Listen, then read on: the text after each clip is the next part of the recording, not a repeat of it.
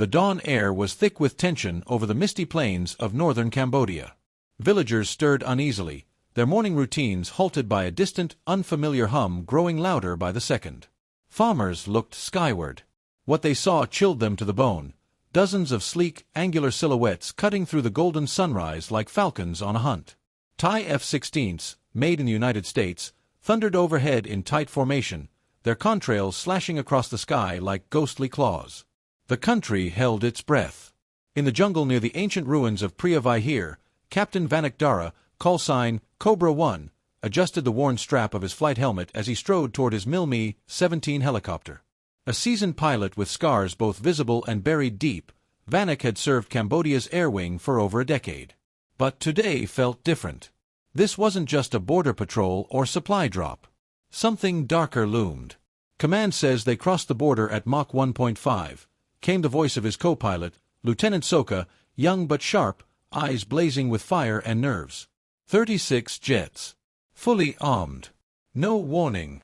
Vannak paused, his eyes scanning the horizon, his gut telling him this wasn't a show of force, it was the opening move in something bigger. His heart beat harder.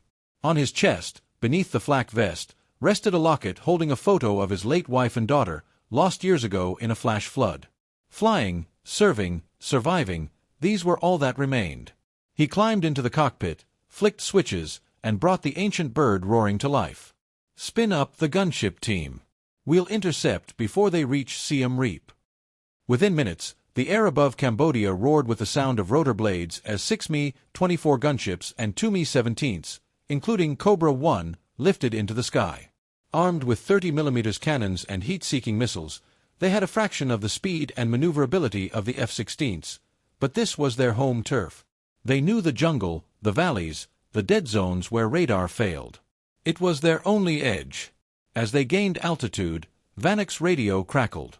Cobra 1, this is ground command. Thai Air Force claims this is a routine training flight. But civilian outposts are reporting low-flying jets near population centers. Proceed with caution, but be prepared for engagement. Understood, Vannak replied. If they're testing us, they'll get a response. Moments later, radar lit up like a fireworks display. The F-16s were splitting into attack formations, descending over Cambodia's airspace with unmistakable precision. Whatever diplomatic excuse they had offered was now irrelevant. Missiles were locking. The sky was about to become a graveyard. Contacts at 2 o'clock. Soka shouted, pointing. Vannak squinted. For F-16s were diving toward them like arrows. The lead jet fired a sidewinder. It screamed past them and hit one of the Mi-24s, tearing it apart midair. Flames and debris rained down into the trees below. Return fire! Vannak roared. His gunner unleashed a volley of cannon fire, tracer rounds lighting up the sky. One round clipped the tail of an F-16, forcing it to veer off, trailing smoke. Soka locked onto another jet and fired a heat-seeking missile. It hit square in the belly, turning the fighter into a flaming comet that exploded just above the jungle canopy. 2 down, Soka said breathlessly. But it wasn't enough. They were being overwhelmed. The sky was alive with chaos, flashes of missile trails, the rattle of gunfire, the desperate evasive maneuvers of outgunned helicopters trying to match the speed and agility of jets designed for domination. One by one, the Mi-24s fell, swallowed by fire and gravity. Vannak's Mi-17 swerved, ducking into a canyon, the walls close enough to touch. He knew this region like the veins on his own hand. The F-16s couldn't follow here, not easily. For a moment, they were safe. Cobra 1, a female voice crackled through the comms. This is Wraith 6. I've got eyes on a second wave inbound from the Gulf. Vannak recognized the voice. Captain Dara Mononith, his sister. She flew Cambodia's sole stealth-modified Mi-24, codenamed Wraith.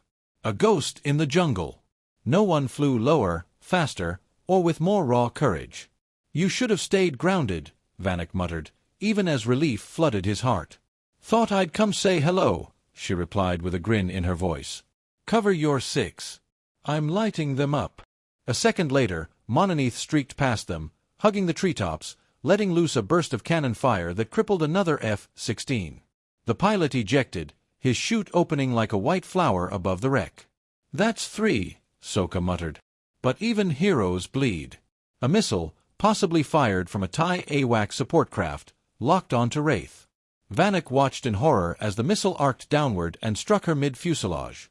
Her final words, calm and clear, echoed in his ears, "Don't let them take the temple." The wreckage of Wraith vanished into the trees, a column of black smoke rising in its place. Vannak's world narrowed to a pinpoint. His sister was gone. Another piece of his soul shattered. But there was no time to mourn. "Soka," he said, voice steady despite the storm within. "We're taking the fight to them." They climbed out of the canyon and rejoined the surviving aircraft. Only one other Mi-17 remained. Together, they baited the jets higher, away from civilian targets.